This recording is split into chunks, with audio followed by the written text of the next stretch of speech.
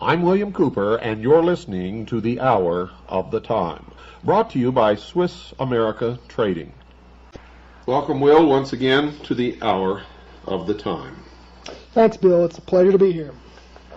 Tonight we decided that we're going to talk about some of the symbology connected with the rites of Freemasonry, the secret symbols of identification, and things of that nature. Wherever you want to start, go right ahead. Okay, well, all the important symbols and passwords are incorporated into the first 3 degrees.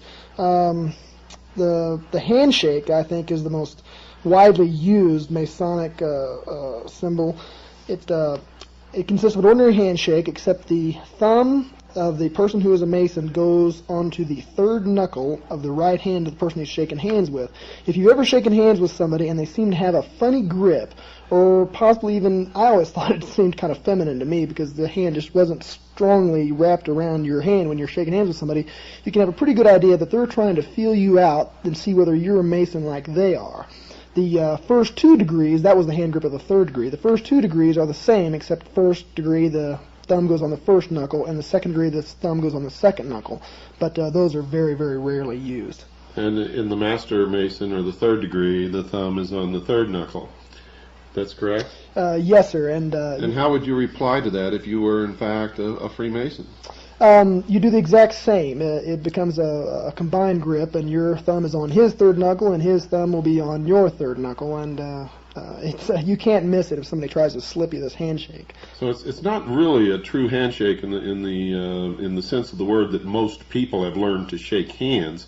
You don't have a full grip of the other person's hand, but rather you just have a sort of a loose grip on their fingers, and your thumb is either on the 1st, 2nd, or 3rd knuckle, and you're sort of digging with that thumb to try to get a reaction to see if the other person is indeed a Freemason, and at what level. That's true. That's true. And if they do not respond as such, the person will withdraw his hand quickly. But if he's not sure, he'll seem to kind of extend his grip just a little bit to kind of give you a chance to return the sign. They call it a sign. Now, besides the handshake, what other signs or signals are used to identify one Freemason to another? The most subtle one, and the one that you often have to look out for in public places, is how a man stands. The position of his feet will be a dead giveaway. Most people stand in just a leisurely position with their feet pointing outward just slightly. But a Freemason will stand with his feet in an exact square at a right angle, heel to heel. This is the step they call the step of a Master Mason.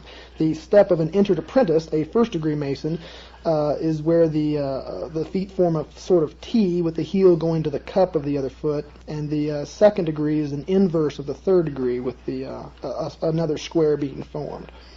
So, if you see someone standing in a room with their 2 heels joined together and their feet forming a perfect right angle or a 90-degree angle, you can pretty much bet that that's such an unnatural stance that is a dead giveaway that person is a Master Mason. Unnatural and uncomfortable, I might add, to anybody who's stood. You're forced to stand like this when you become initiated. And also when you return the ritual, you have to do memory work and memorize the ritual and then give it back before you are raised to the sublime degree of a Master Mason.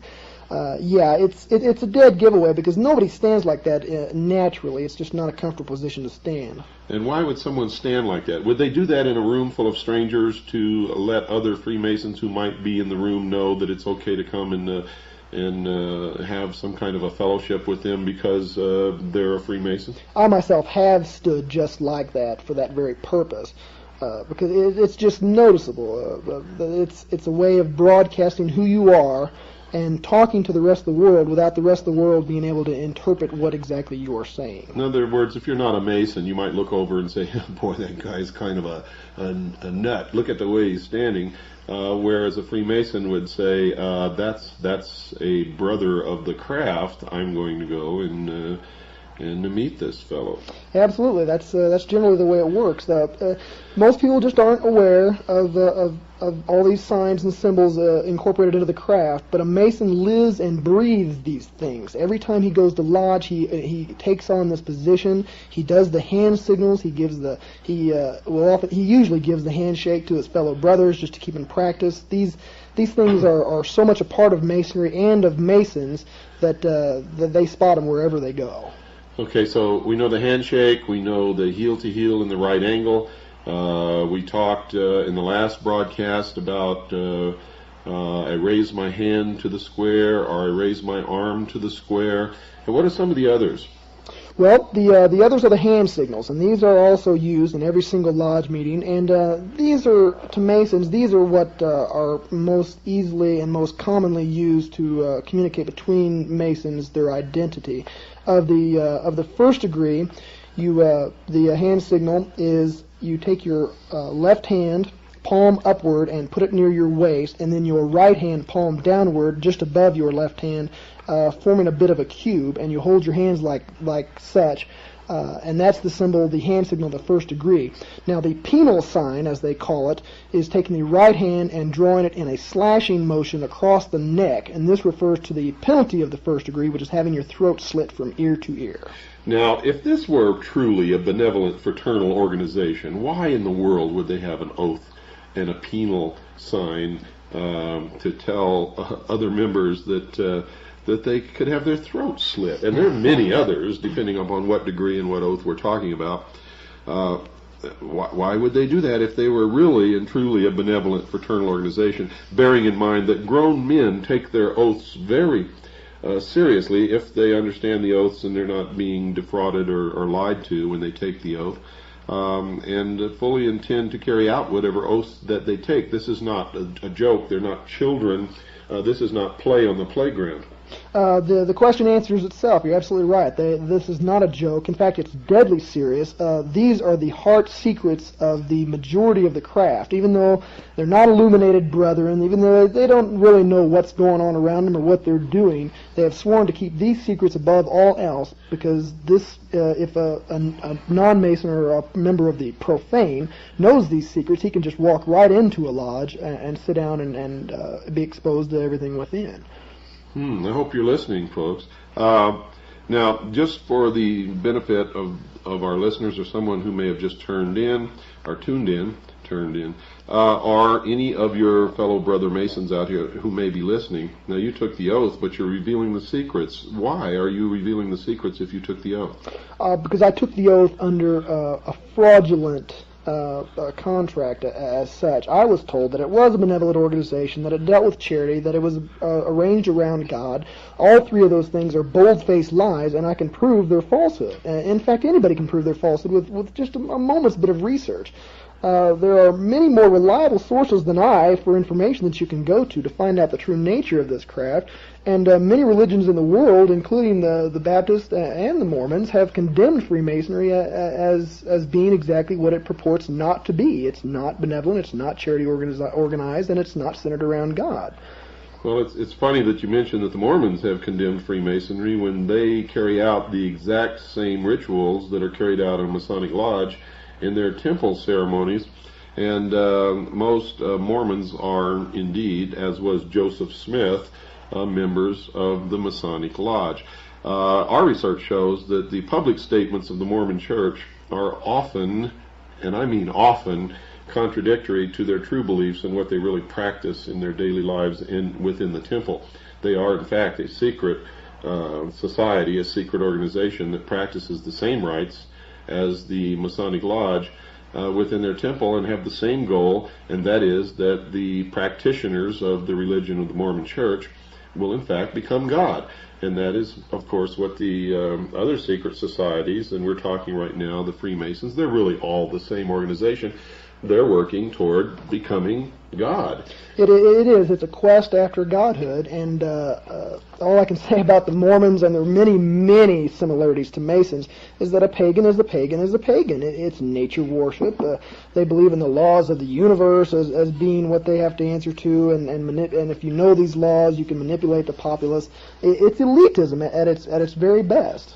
Now, let me ask you this for the benefit of our listeners also. Many people write me letters and say, hey, my dad or my uncle or my cousin or my friend is a Freemason, and I've asked them about these things, and they've told me that it's not true, that it's all a lie. Will Freemasons lie to hide the truth? Every single time, if the truth will give away what they don't want to give away. In fact, I've been lied to by brothers in the craft that are allegedly or supposedly teaching me and instructing me in what goes on. If they told the truth, it would scare away their members, and it would end up in universal condemnation of what they're doing. No reasonable and moral person could possibly subject themselves to such bloody oaths and to such total secrecy. Not only that, but the oaths themselves, they're sworn to secrecy. So if you were to ask them to tell you the secrets or the truth about the practices, the rituals, the true religion of the Masonic Lodge, they are sworn not to tell you. So therefore they would have to lie. And the only reason that you are telling is because you discovered that the oaths that you had taken and the purposes for which you thought the Masonic fraternity was organized, it just is not true at all. So therefore, everything that you participated in under fraudulent conditions. That is exactly true, and as such, I don't consider myself to be bound by those oaths because I was lied to before I entered into those oaths. This is common law. This is the law of many lands. It also makes perfect common sense that both parties have to know what is going on in all terms of the contract before they can be held accountable for their deeds within that contract. That's correct. And the oaths that you took, you thought were for a different purpose and to a different God than the God that you discovered and the purpose that you finally discovered. So folks out there, when you go and ask your relatives or your friends or your cousins or your business associates questions about the lodge, about Freemasonry, about any secret society, no matter what name it is, the Rose and Cross, Knights Templars, the Knights of Malta, the Order of St. John of Jerusalem, any of these people, they cannot and will not tell you the truth because it is forbidden to them. And in fact, if they do, they could find themselves suffering the consequences of the very oaths they took, not to reveal these secrets. Now, what are some of the other signs that we have not discussed? Okay, I covered the first degree. The second degree we've also partially covered. The sign of the second degree is to hold your right arm extended outward with the elbow at a right angle and the hand facing up, palm forward. And the penal sign of that is to draw your right hand across your chest from left to right in a claw-like motion, which refers to the penalty of the second degree, which is to have your breast torn open and your heart and vitals taken thence and given as to the birds of the air and beasts of the field. That's an exact quote from the ritual, by the way. And the third degree consists of both hands palm down, extended outward at the waist, and then to draw the hand across the waist from left to right, which refers to have your body torn in twain, which is the penalty of revealing the secrets of the third degree, is to have your body torn in twain and the parts carried north and south. That is, again, a direct quote from the ritual. So the first one is the recognition signal, and the second is what you call the penal sign. Yes, that's true. And are there other signs and signals connected with Freemasonry? There are many others. There is a recognition signal and a penal sign for every single degree in Freemasonry, and I have been through the 32nd degree and have experienced all these recognition signals and penal signs. But all the signs after the 3rd degree are not nearly as important as the first 3. And the reason for this is because Masons in general are just not invited to know all the secrets of the order. It is not uncommon to know a Mason, as you've stated before, who never ever advances beyond the 3rd degree. And I should state now that a Mason who is in the 3rd degree, he can be the master of his lodge, the worshipful master, they call it, of his lodge, which is a bit like an elected office, a bit like president, that lasts for 1 year. Not all Masons are in the Scottish Rite or the Shrine or the Yorkish Rite, but all Masons do know the signs of the first 3 degrees and the penal signs. And in fact, most Masons are really only guilty of joining an organization they know nothing about, and for giving it protection and favor and helping it along, but they really don't know what it's all about, do they? True. They don't. They're as ignorant as I was.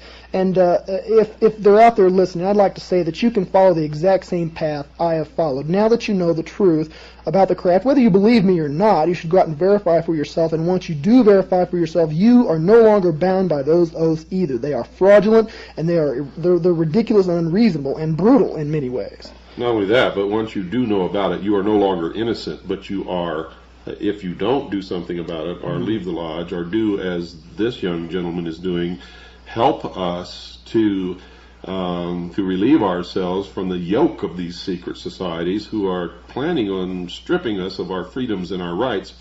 If you don't, then you are a fellow conspirator and are just as guilty as those who have always known. And you better understand that, because I'm telling you right now, patriots in this country are getting fed up. And the purpose of this show is to prevent bloodshed. We want to wake people up and do something about this while we can, legally and lawfully, because folks, there will come a day when people will not take it anymore, and they will take weapons in hand. Unfortunately, we can see it coming. Anybody with half a brain can look around and talk to people and see that day is going to come, because nothing's getting better, it's only getting worse. And we don't want that to happen. That's why we're doing this. That's why I've dedicated my life, and that's why I've suffered so much in my life to try to wake people up, is to prevent that kind of thing. And they are dead set upon seeing their dream come true, aren't they, Will? They have dedicated their lives, their labors, and indeed their entire faith to this. And you have not exaggerated or overrated the problem at all. This is dangerous, people. These men mean business. The Scottish Rite themselves have taken a public stance totally in support of public education by the government. Now, all you need to do is look at how screwed up your schools are, and then turn around and look how screwed up your kids are, and you've got a big, rich organization out there with incredible political power and widespread influence that is supporting this current failed system. This is just one isolated example. If you are not part of the solution, and you have even been just a teeny bit exposed to the truth, then you are part of the problem. That's correct. And we know that public education, conducted and supervised and organized and funded by the government, is one of the planks of the Communist Manifesto, written by Karl Marx and Frederick Engels. Now, why would Americans ever support such a thing? The strength of our educational system before it began to self-destruct was that it was always handled, funded, and governed, and maintained, and approved, and everything else on a local level.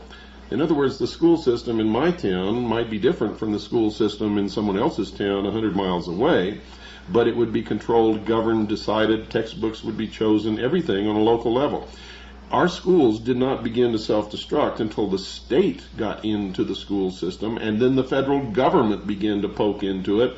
And specifically, when teachers' colleges funded by the Carnegie, the Ford, and the Rockefeller Institutes began to change what they taught teachers to teach children. And when that happened, when it became an organized, funded, dictated to type thing, then it began to fall apart. And the less control on the local level, the less our children are educated. You've hit the nail right on the head. As you've stated in your own book, Behold a Pale Horse, the true enemy is not communism, but Illuminism. When the Berlin Wall fell and the Eastern Europe was opened up, it wasn't all the American companies that beat up path to their door to go open up these markets and make money. There were two groups, and they were both religious in nature. One were the evangelists who went over there to try to spread the word of their religion, and the other were Freemasons who stepped in just the very moment that the communists stepped out. Already, lodges have been consecrated in St. Petersburg and Moscow and in several other major cities, and they're just popping up all over. You've got people, very old men, who actually remember when the lodges were around before Stalin wiped them out, and they're bringing them back to replace the communist masters that they just got rid of. And the only reason that Stalin did away with the lodges in the Soviet Union was because Stalin was a 33rd degree Freemason. He knew how he had risen to power. He knew what the organization was, and he didn't want them turning against him, so he got rid of them. Absolutely. They're subversives. They got him, just like Hitler, they got him to where he wanted to be, and he's not going to let anybody put him out of place with the same tools that he rose to power with. Okay, well, we're making a lot of progress here. If you were to walk into a room and see two grown men hugging, what would you look for as identifying traits that would tell you that these two men hugging were Freemasons?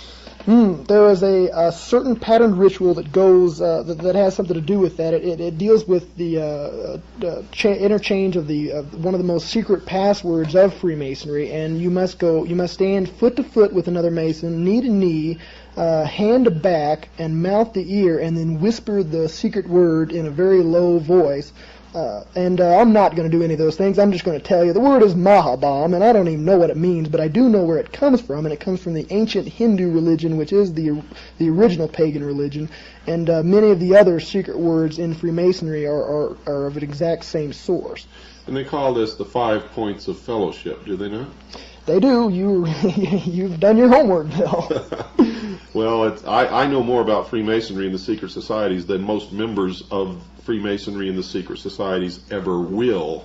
I was, as I've told my listeners, and as I've published in my book, a member of DeMolay when I was a teenager. I went to exactly 3 meetings, and DeMolay, folks, is a branch of Freemasonry for children, for teenagers actually. And I attended 3 meetings, and my father was transferred to Japan, and I never attended another meeting ever. But I do believe that that's what got me, in fact I know it is, that's what opened the door for me to enter as a member of the Office of Naval Intelligence many years later. When I filled out my forms for security clearance, there was nothing on there for the Order of DeMolay, but I knew that it was a branch of Freemasonry, so I checked Freemasonry, and by golly, all of a sudden things began to open for me that had never opened for me before, and which most people who are not Freemasons find impossible to enter into. And I was surprised for a while and a little mystified until I discovered the real reason. But every member of naval intelligence that I ever met was a Freemason, and most of them wore their rings. What are these rings? How can someone identify the ring of a Freemason? Sticks out like a sore thumb. It looks a bit like a fraternity ring or a football ring or any other signet ring, and on the very top of the ring will be a square and compass set in what looks like a large A shape, with the square on the bottom and the compass on the top, forming what looks a bit like an A, but it's not. You can tell how seriously one takes their position in the craft. The Masons who are really there for genuine reasons, philanthropic and charity work, they have their square and compass facing to them. And those that are trying to impress and enforce the buddy system that got you in naval intelligence and the back-scratching whole thing, they wear theirs facing the outside to tell everybody else in the world who they are. But really, the only ones who really know, unless you were to ask them what that ring meant, are our fellow craft Masons. Absolutely. I shouldn't say fellow craft, that's the second degree. Our fellow brothers of the lodge. Okay, folks, we've got to take our break. Don't go away. We'll be right back after this very short pause. This is William Cooper for Swiss America Trading. How do you... Welcome back to the hour of the time. Will, you've got something there you want to say, I think. Yeah, I'd like to give a little message to my brother Masons out there. I know that all those who are listening are thinking some pretty hard thoughts about me. You're thinking things like that I'm a traitor to the craft. Well, I'm thinking that you're a traitor to your country. And if you think that I've betrayed my brothers, I feel that you've betrayed me with your deception.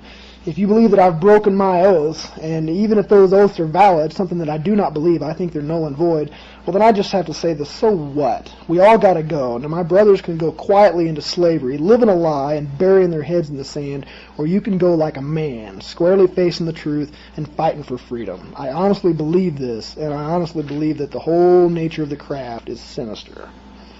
Wow, that's quite a statement there, and I certainly admire you for saying that. I had no idea that you were going to do that. In fact, you showed me the piece of paper just as the music was beginning to fade out and indicated to me that you wanted to say something. So, yeah, wow, that's pretty good. Okay, let's get on into the rest of the program. What are some of the are there other signs and signals that the secret societies, Freemasons in general, use to identify themselves to each other? I've never been a member of any other secret society besides Freemasonry, and much to my joy and to your good fortune out there, I have already told you most of the secrets that are protected by the craft, as far as the common layman of the craft will know, with the exception of one. And that is concerning Hiram Abiff, who is a bit of a patron saint, I guess, of Freemasonry. Somebody they pulled from the Bible and turned into a character to give a meaning to their ritual. When two Masons come together, one of the easiest ways that they'll come to know each other without having to shake hands, hug in the middle of the street, or do little foot dances or whatever kind of nonsense that they're doing out there, they'll just come up and say, well, hi, Hiram, how you doing? Or, hello, Mr. Abiff. Or if you want to catch a Mason on the phone, you just tell them that H. Abiff is calling, and believe me, you'll get service right away. Well, that's good to know. We can certainly use information like that. But we know that some of the symbols and signals and signs used in the Masonic order were also used by the Knights Templars and others. So this didn't come strictly from this one society, but literally they are all one. What are some of the vocal signals, the speech, what words, besides Hiram Abiff, what else would you say to someone to solicit whether or not they were in fact Freemasons? One of them that I've also come across, and I've seen this in writing, and it was a bit of a mystery to me until I sought some advice about it. They'll ask each other if they're a traveling man, and what they mean by, and this comes directly from the old Templar ritual, and it stands as a positive factual link of the continuity between ancient secret societies and modern Freemasonry, is they'll ask if they're a traveling man. And the meaning behind that is one traveling from west to east, east being the source of knowledge. Or illumination. Ah. It's also the point where the sun rises, which goes back to the first religion, which was the cosmology, where all of these religions and secret societies sprang from, which was the worship of the sun, the source of illumination, the source of warmth, the source of all life, the source of everything, rises in the east every morning, and is in fact, for those who really understand, the morning star. Is that not correct? Absolutely, and that gives a great illumination, if I may say so, as to why the worshipful master sits in the east of the lodge, and also why during the ritual, when a young unknowing Freemason like myself is brought in and has a degree conferred upon him, he circumnavigates it as he walks around in a circle from all the points of the lodge, going from the worshipful master in the east to the junior warden in the south to the senior warden in the west, and then back to the master in the east. He is traveling as the earth travels around the sun in a circle of worship, and it might even be a direct reference to Solomon's circle. And if you've told me yourself, Bill, about the traveling man, that too has been used by communists, hasn't it? Yes, in fact, anybody who knows anything about the Internationale, or the secret society known as the International, the Communist Party, the International Socialists, socialism. If you studied them, the same passwords are used by them. All of these organizations are one. Socialism stems from the mystery schools. That's where it comes from. You'll find that most of the mystery schools preach the tenets of the Communist Manifesto, written by Karl Marx and Friedrich Engels, whom, by the way, just wrote it. They were the hacks who fronted for it. They did not make it up. It came out of ancient documents and an ancient philosophy. And the password is the same. Are you a traveling man? And that's how communists identified themselves to each other from cell to cell and country to country, and kept their business secret. And I got that straight out of the files of the Federal Bureau of Investigation in their investigations of the International, the Communist Party, International Socialism. They're all the same. Freemasonry, the Knights of Malta, the Rosencross, they're all the same organization, folks. And remember, one of their tenets is, and in fact, Adam Weishaupt said this: the strength of our order lies in its concealment and in its many different names, appearing under many different names and many different occupations, sometimes even appearing to oppose ourselves. But at the highest levels, they're all the same, because they use the system to coerce the people to go along what they want.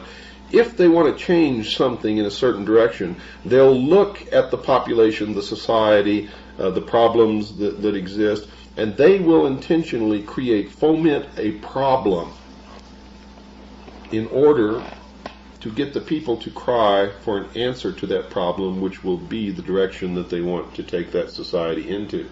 They will create two opposing groups. At the top of these two opposing groups will be their people, so that it's a controlled conflict, bringing about a controlled resolution or a desired end. And you guys better wake up to this. I'm telling you, you better wake up to it. You better pay attention to what you're hearing here. You better realize that this young man sitting next to me is a hero. He's risking his life to bring you this information, as are many other people operating out of the public eye. You may never, ever in your life know who they are. They're working to save your freedoms for you. And sometimes I have to sit back and watch it. Why are we all doing this? Why am I doing this? Why is he doing this? Why are all these people doing this when most of you out there sit back and do nothing? I have people write me letters and say, I don't want to be in your mailing list because somebody might get your mailing list and they might know who I am. I've had other people write and say, what is that symbol that's over your name when you sign your name on your documents? That's the sign of something evil, and I don't want to be a part of your organization. That's fine with me, folks.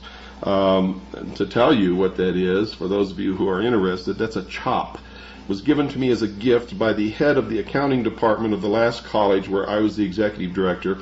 She was Chinese, went home to Hong Kong for Christmas, and brought that back for me. That's the way the Chinese people sign their name. It literally means the director, the boss. And I've used it ever since because I like it, and I liked her, and it was a gift. And it personalizes my signature. It means nothing more or less than that. But you are right in asking, but you are wrong in assuming and making assumptions. You're also wrong in hiding. I want you to read my lips. New World Order. There's no place where you can go and hide unless you can get off this planet. And forget about aliens bringing all this stuff about. The only people you have to fear are humans. And being afraid is not going to solve our problems, because fear itself is a weapon that they use against us. So, I mean, why, if the majority of people are sheeple and aren't going to help save their own butts, why should you be doing this to save them, Will? Why are you doing this? I have a very, very easy answer for your question, and you already know the answer. It's obvious that you're doing this for the sake of your audience. Whenever you look at your daughter, whenever I look at my family, whenever I slap my dog upside the head. That's why I'm doing it, because I love people in this world, and I love my people, and my people are not going to be safe until I can make this world safe. I see them in direct danger. And I'd like to say, Bill, you have a wonderful way of cutting right to the heart of many matters. You're right about the continuity of the secret societies. They are all one. And I'm here to tell you, he did not just flip through a few books and see a couple of things and say, okay, they're all one, they're all evil. It's not that easy, folks. We have to read and research and research and research and investigate every single corner of this. And believe me, if it looks like a snake, and it slithers like a snake, and it hisses like a snake, well hell, go ahead and step on its head, because it's a snake. Well,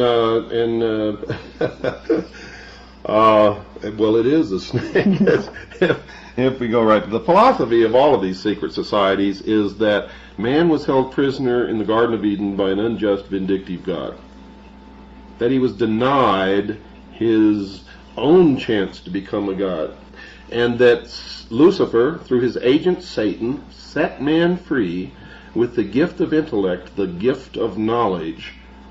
And with that knowledge, man himself can become God. Remember, the promise that Satan made to Eve was that God was lying to them. That if they did indeed eat of the fruit of the tree of knowledge, they would become gods. Don't ever forget that.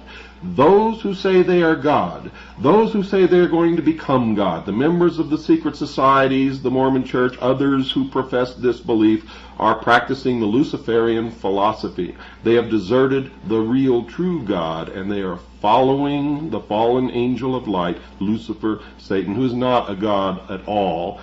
They have all been deceived. If you are one of them, remember, we don't hate you. We are not trying to hurt you. If you want to continue to practice your religion, that is okay with me and any true person who is an American and who believes in the Constitution. It is only when you practice your religion with the aim of taking away my freedoms and forcing me to practice your religion under a New World totalitarian socialist government which you intend to bring about, that it becomes not only my business but my duty to stop you. Understand that. And I want to read to you from a book here so that you'll understand where I'm getting to. And I want you to listen very closely to the closing music at the end of our program tonight. This is taken from The Secret Societies of All Ages and Countries. It's in 2 volumes. The author is Hecate Thorne. This particular set of 2 volumes was published, I believe, in 1965 by University Books Incorporated. The Library of Congress number is 65-22572. So I urge you to get this set of books, because these books were written back when it was still easy to get a lot of information on the existing secret societies, much easier than it is today. I want to read to you from page 14 of volume 2 under Secret Societies, Freemasonry, Rites and Customs, paragraph 391, entitled Masonic Customs. Some Masonic peculiarities may conveniently be mentioned here. Freemasons frequently attend in great state at the laying of the foundation stones of public buildings. They follow a master to the grave, clothed with all the paraphernalia of their respective degrees. They date from the year of light. The Knights of the Sun, the 28th degree of the Scotch Rite, acknowledge no era, but always write their date with 7 noughts, or 0000000. No one can be admitted into the Masonic order before the age of 21, but an exception is made in this country and in France in favor of the sons of Masons, who may be initiated at the age of 18. Such a person is called a Louis in England, and that's the source of that name, and a Louvetou in France. This latter word signifies a young wolf, and the reader will remember that in the mysteries of Isis, the candidate was made to wear the mask of a wolf's head. Hence, a wolf and a candidate in these mysteries were and are synonymous. Macrobius, in his Saturnalia, says that the ancients perceived a relationship between the sun, the great symbol of these mysteries, and a wolf. For as the flocks of sheep and cattle disperse at the sight of the wolf, so the flocks of stars disappear at the approach of the sun's light. We have seen in the account of the French workmen's unions that the sons of Solomon still call themselves wolves. The adoption of the Louveteaux into the lodge takes place with a ceremony resembling that of baptism. The temple is covered with flowers, incense is burnt, and the godfather is enjoined not only to provide for the bodily wants of the newborn member, but also to bring him up in the school of truth and justice. The child receives a new name, generally that of a virtue, such as veracity, devotion, beneficence, and the godfather pronounces for him the oath of apprentice, in which degree he is received into the order, which in case he should become an orphan, supports and establishes him in life. Now the key words here, folks, that I want you to remember and pay very close attention to when you hear the closing theme or the music that closes this program tonight is this, and I'm going to quote directly from it. Quote, Macrobius in his Saturnalia says that the ancients perceived a relationship between the sun, the great symbol of those mysteries, and a wolf. For as the flocks of sheep and cattle disperse at the sight of the wolf, so the flocks of stars disappear at the approach of the sun's light. Now remember in chapter 1 of my book, Silent Weapons for Quiet Wars, there is a quote of these people who have declared a silent, quiet war upon the American people using silent weapons that goes like this. Quote, a nation or world of people who will not use their intelligence are no better than animals who do not have intelligence. Such people are beasts of burden and stakes on the table by choice and consent. Unquote. In other words, cattle. I prefer to call them sheeple, the sheeple of the world. And of course, if they are the wolves, then you are the stakes on the table if you are indeed one of the sheeple. Well, that takes us almost up to the mark. Will, I want to thank you once again, and since this is the last program that we're going to be doing together for quite a while, I'm going to give you the next 30 seconds to tell the people out there, the sheeple, what they should hear. Thank you, Bill. There's only one message for the sheeple of America, and that is, bah. As for my family, I love you. And we're out of time once again. For all of you who have been helping in this great fight, God bless you. For the rest of you, God bless you too. But God help you to wake up in time. Good night.